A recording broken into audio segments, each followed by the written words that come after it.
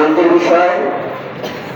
যাই হোক, আমি খুব সংক্ষিপ্ত করে দু চারটি কথা বলবো। ইমাম সাহেব ওনাদের আপনাদের কাছে আমাদের একটু চাওয়া হলো, আমাদের মাসুম বিল্লাহ ইমাম সাহেব যে কথাগুলি বলছে অনেকটা স্পষ্ট হয়ে গেছে।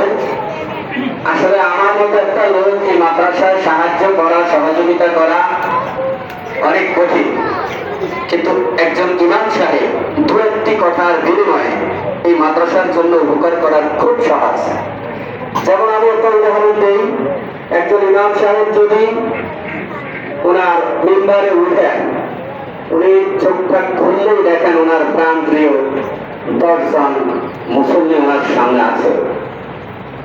তো এই ইমাম সাহেব যখন একটা কালেকশনে যায়, তখন অধিকার খাটাইয়া, দায়িত্ব খাটাইয়া বলে কি, মামুন সাহেব বা শরীফ সাহেব, আপনাকে তো আমি চিনি, আমার এই মসজিদের জন্য আপনি কি দিবেন বলেন। এটা কি অধিকার খাটিয়ে কথাটা ইমাম সাহেব বলে।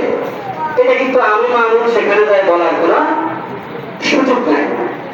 তো এভাবে একজন ইমাম সাহেব যখন মিম্বারে দাঁড়ায়, 10 জন, 5 জন, 20 জন মুসল্লি ওনার খুব মানে খুব অন্তরে, খুব কাছের এরকম 10 জন, 20 জন মুসল্লি আছেই।